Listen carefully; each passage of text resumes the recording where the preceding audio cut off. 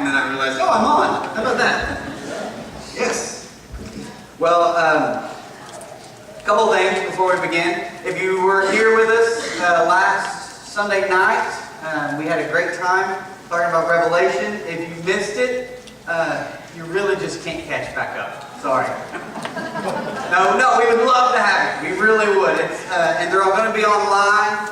Actually, they're at my website, so if you go to my website, I have a website. I'm sorry about that. I don't know why I feel the need to apologize for having a website, but I do. Go to my website, click on Teachings. It's first one from last week is up there, and if you want to come here tonight, we'll talk about Revelation some more. We'll do that the rest of the summer. As I promised people last Sunday night, if you come for the full summer, there's a good chance it'll change you. It's not going to just change your understanding about things. I think it'll change you. You will become a different person when your life is seen through the lens of God. Secondly, as a preacher, it's often hard to... well, one of the things you want to do is make sure that it doesn't seem like you think you're holier than everybody else. Because that would be bad if everyone just sitting out there thought, man, he really just thinks he's holier than us. And that's pretty easy for me to do. I'm not the holiest of holies. Except for today. Today it's hard. Because I feel pretty holy today, and let me show you why. My Bible matches my tie. Top that, Mother Teresa. That's all. Today we are going to talk about one of the craziest stories in the Bible. It's one of the things that if you walked up upon it, just happened upon it, you would think, no way this is happening. Absolutely no way. Like these things happen to me apparently once a week. This past week I was at the hospital in Texarkana with Claire. We were out visiting, and so we were walking into the hospital, and I said, Claire, before we go up, I'm going to go use the restroom. So we were walking to the restroom, and this woman said, excuse me, sir. And I thought, and you just get this feeling, I always get this feeling, oh, this isn't going to end well. Like she saw that I was going into the bathroom and thought, hey, excuse me. So I turned around and I said, yeah, yes. And she goes, can you do me a favor? Okay.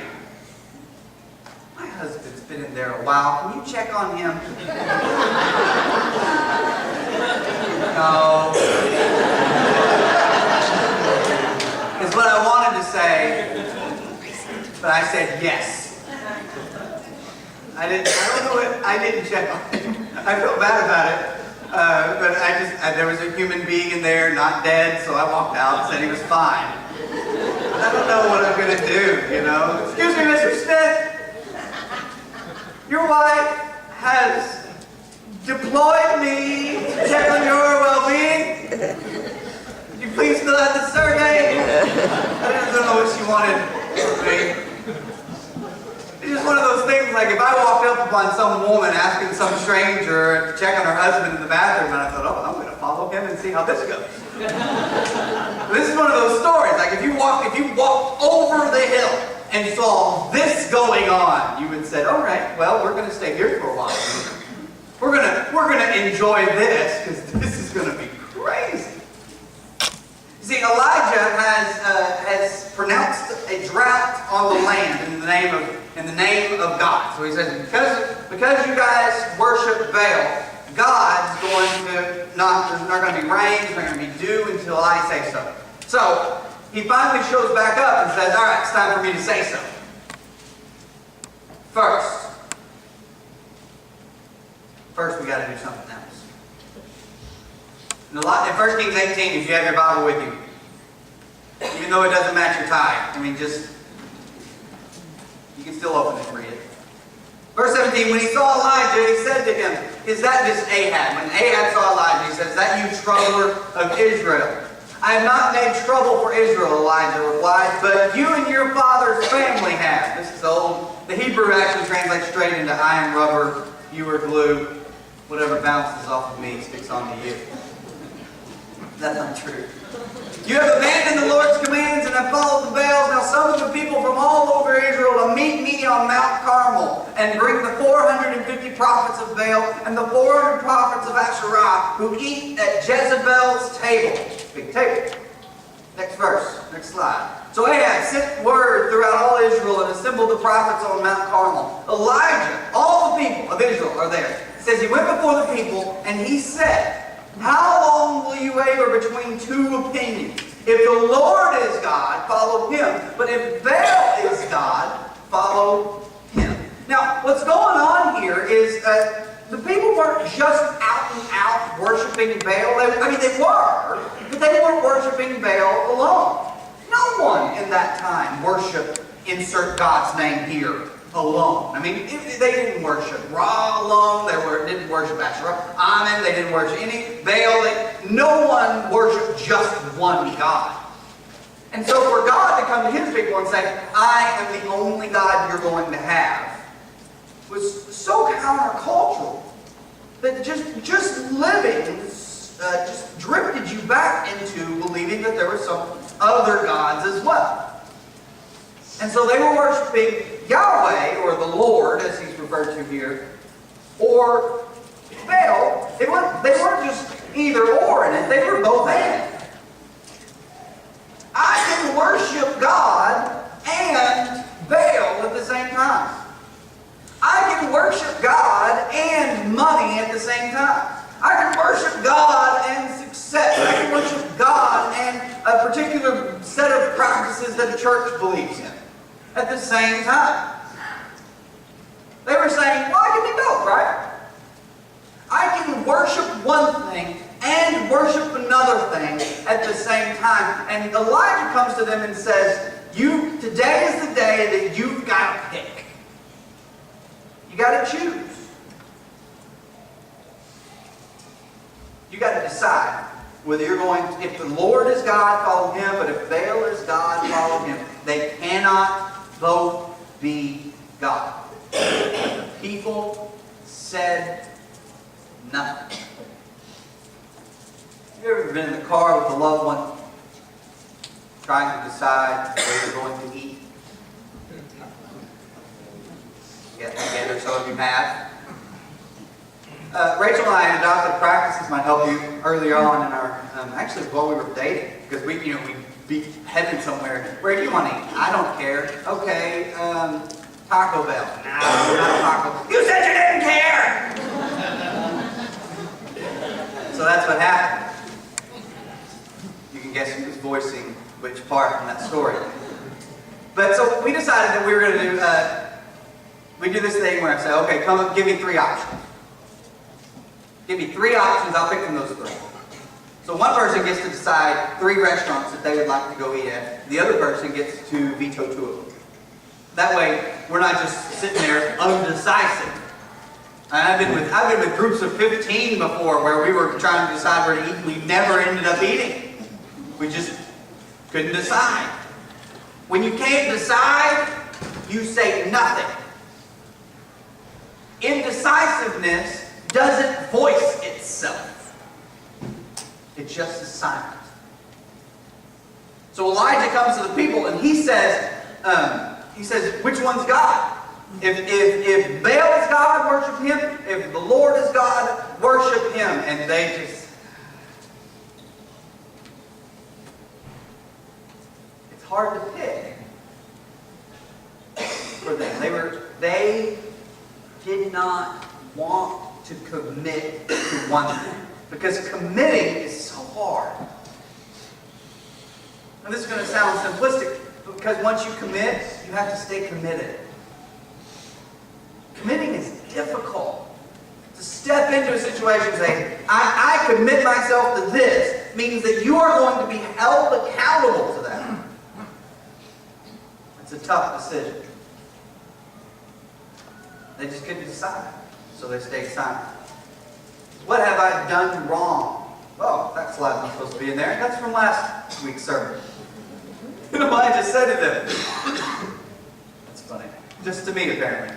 Then Elijah said to them, I am the only one of the Lord's prophets left, but Baal has 450 prophets. Get 2 bulls for us. Let Baal's prophets choose one for themselves, and let them cut it into pieces, and put it on wood, but not set fire to it. I will prepare the other bull, and put it on the wood, but not set fire to it. Then you call on the name of your God, and I will call on the name of the Lord, the God who answers by fire. He is God. That's the way I like settling things, with fire.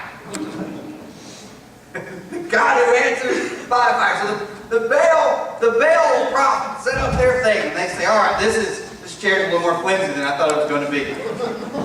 They said, all right, let's get this, we're going to set up, and they set up an oxen on it, and they, the bull, and they lay it out, and they, actually, what prophets and priests were actually butchers. The best butchers in the land were the ones who made sacrifices, because you didn't just throw the whole thing up there. If you could, you had to dissect it and cut off the parts that you can eat, and they give some to the priests. And so they prepared it. The Bible's real good about saying prepared instead of cut to pieces. But they prepared it. They set the parts that they typically sacrifice on the altar, and then they are supposed to call on their God. And Elijah says, by all means, go ahead. You go first. The God who answers by fire, He is God. Then all the people said, what you say is good. Let's do this. So they got theirs going. And Elijah's just sort of, I don't know, he's just chill over here, right? He's just watching. I learned that word from teenagers, by the way. If you don't know, it just means relax, right? So he's just relaxing, watching these guys, and they are losing their mind. And here's what's interesting about all this: is if you have faith in God, like you really have faith in God, shouldn't you be doing things that if there isn't a God, you look stupid? If you really have faith in God, shouldn't your life look like, well, if there isn't a God, Benjamin's life is worthless? Because if I have faith, I'm going to be doing things that require faith. I said this in the faith sermon series we had last year. But faith is not believing that God can part the waters. Faith is walking through them once He does. Faith is not just believing that God exists. It's believing that if it comes down to it and there's a contest between my God and some other gods, that I know my God's going to win. That I know my life is going to be, is worth living by faith because there's someone to put my faith in. These guys had faith. I mean, the prophets of Baal had faith in Baal. They did. And that's always funny when someone says, I'm not really a person of faith. Yeah, you are. Everyone is. If you don't believe in God, that takes faith. There's some assumptions there that you have to have faith in. If you do believe in God, if you believe in Ra, or if you're a Hindu, or a Buddhist, or you worship Baal, you got to have faith in something. You got to worship something. They have faith. This is the part that if you walk over the hill and watch it. Then they called on the name of Baal from morning till noon. Baal, answer us, they shouted. But there was no response.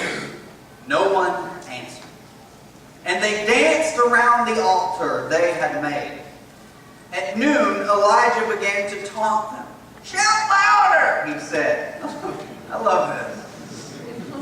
Elijah's not just a holy man of God and wearing some priestly garb. He's harassing these people. Surely he is God. Perhaps he is in deep thought. One translation says, perhaps he's in the restroom. Perhaps he is in deep thought. Or busy. Or maybe he's traveling abroad.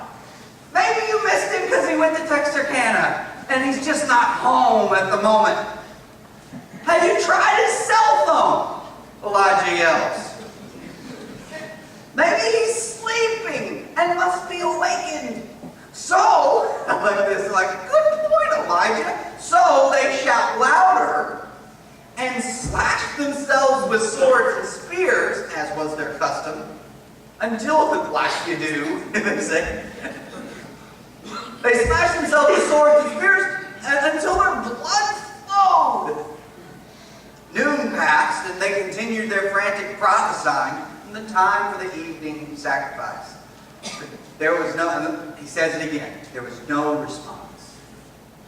No one answered. And then he adds, no one paid attention. If you worship the God who redeemed us through Jesus Christ, you worship a God who pays attention to you. But if you worship money, or if you worship success, or you worship being right all the time, you're the only one paying attention to it. Money pays you no mind. Success pays you no mind. Things we tend to worship, power, pays you no mind. It does not listen. It does not respond. No one cares. Money, power, success, whatever it is that you dive into that has wrapped itself around you, it just doesn't care about you as much as you care about it. But if we worship God, we can know for sure that He cares about us way more than we care about Him. Oh, but I really care. Way more! There's no way that you can pay back what God has done for you. There's no way. You just can't, you can't earn it. There's nothing you can do. If you worship the God Elijah worshiped and Elijah proclaims as God, He's going to love you way more than you love Him. He already does. Money, power, success, fame, fortune. I guess that'd be money. They don't love you one bit.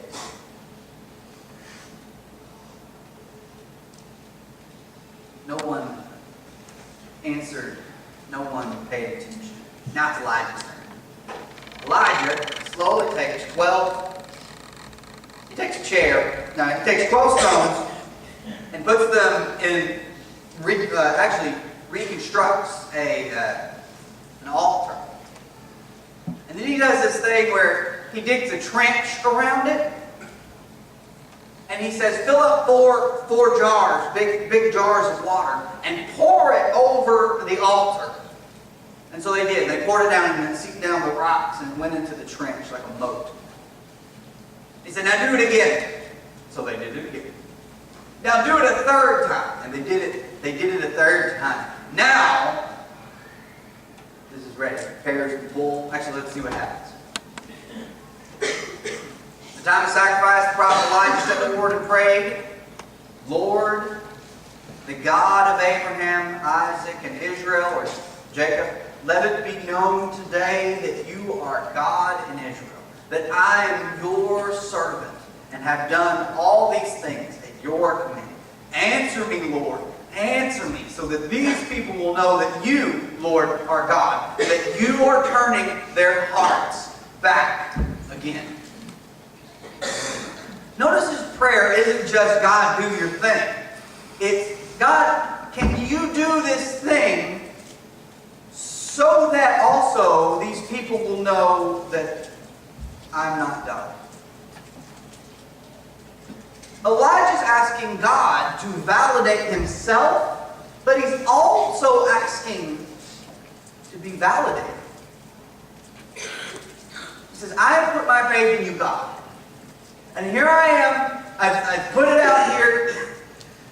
In you, let it be known today that you are God and that I am your servant. So our faith needs to look like this. That the world around us knows that God is God, and we got that part, right? We get that down. We would like people to think that God is God. I would like you to think that like I think that. But our prayer doesn't need to be just that people realize that God is God, but that they also realize that we are His servants. And that His being validated will also validate us. So you got to ask yourself this question. If God came back, not right now, this would be easy, but say next fall, you're at a football game, whatever football game you want to go to. And you're sitting there and God comes back. What actions in your life up until that point will be validated by God coming back? What giant leaps of faith have you taken that will make you say, oh man, now I don't look like an idiot because God truly is God? How has your life looked different? Or how would have your life looked different if you don't have faith in God? Would it have looked different at all? Don't give me, well, I wouldn't have gone to church.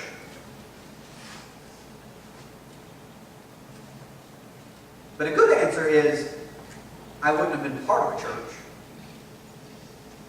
I don't have time to flesh out the difference between those two, but let's just say those are good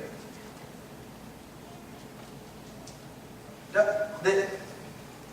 What I'm asking here is, what have you done that when the fire comes from heaven and lights your altar, you can say, see, I knew God was bigger. I knew God was biggest.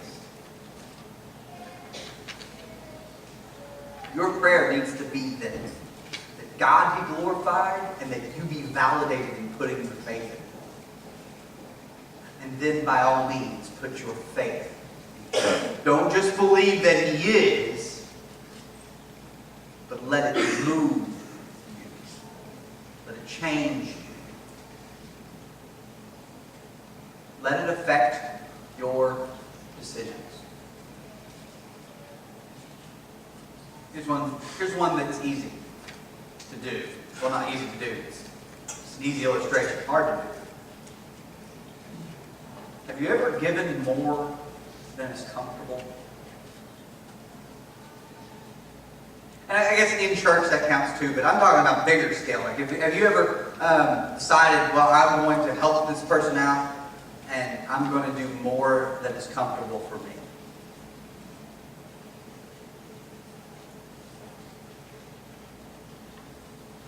Have you ever given something away you didn't want to give away?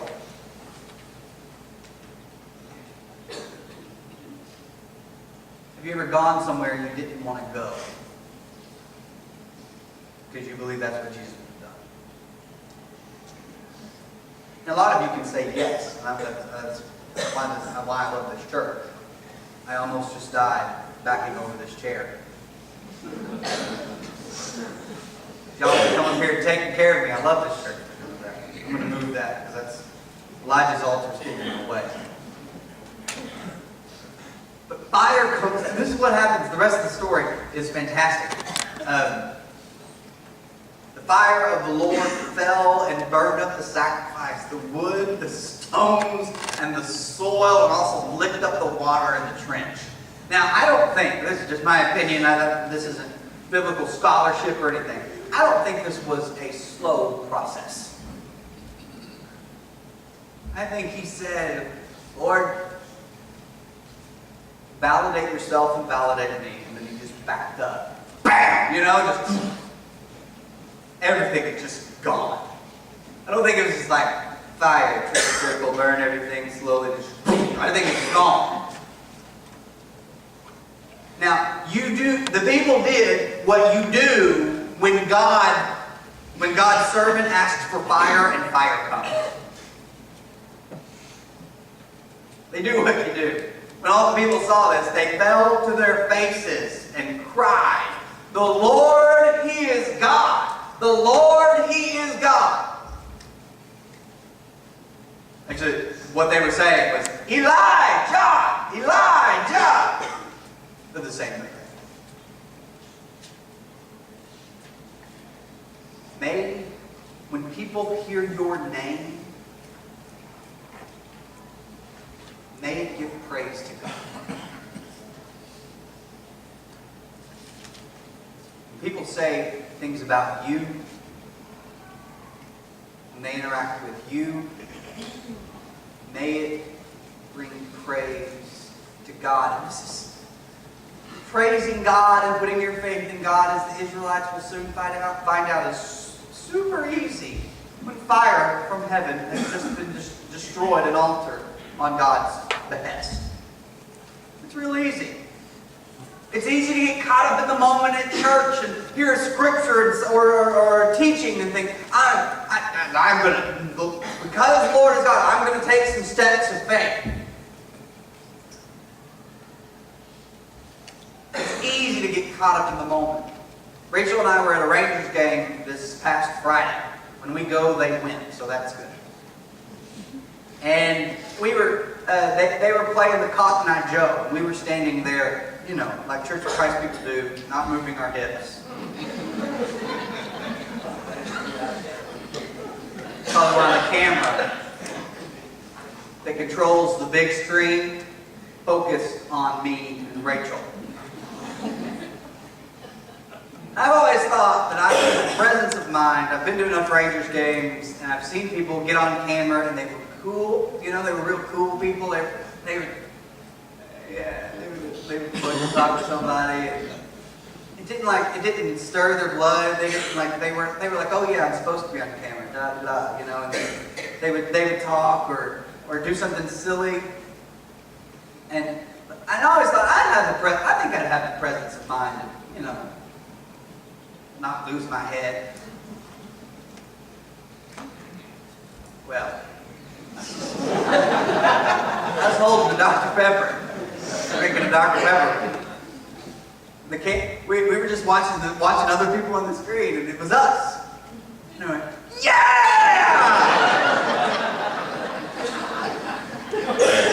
And that's all. People are like, Dr. Pepper! I don't know. But it's easy to get caught up. You get caught up in the moment of a sporting event. If you go to a wedding and everyone stands up and you turn, you've seen 1,000 brides, but you're just like, oh, you're just so happy for them. And it just every wedding I've ever been to and done, I'm moved by what's happening. But it's something in you that moves you, and in moments like this, that may happen to you. In moments like fire coming down from heaven, that may happen to you, and you will have those moments in your life, and you should rejoice in those moments and say the Lord is God in those moments. But Tuesday morning, when you don't want to wake up and you're going to have to drive to that place that you don't want to go to and that you were frustrated with Monday, the question is the Lord God?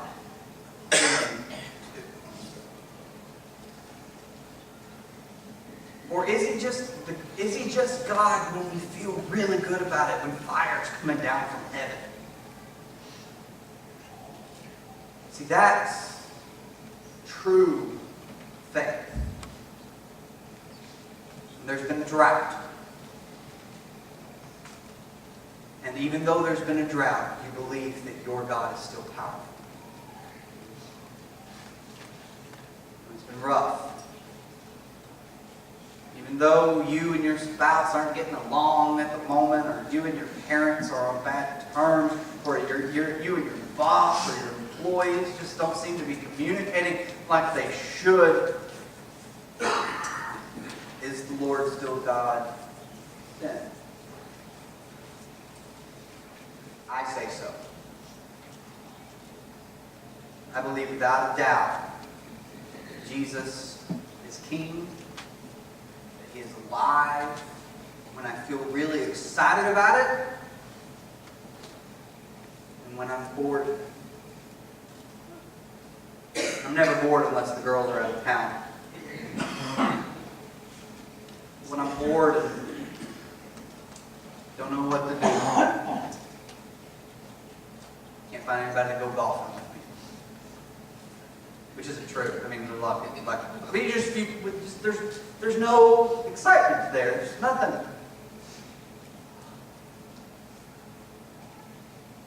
Is the Lord still God? So by all means, come forward if you need to. Like if you need to talk to somebody, if you want to give your life to this Jesus who is King and join Him in His death, burial, and resurrection. If you want to, whatever you need, please come forward. But the people who come forward, if there are any, aren't the only ones who need to respond to the message that the Lord is God. May you, if you don't come forward, go out that way and respond some other way. And may your faith not be something that you just profess, that you sort of believe, that you believe that God can do great things. But then once He does do those great things, may you walk through them. So the world will know by your actions, by your faith, by your trust in God,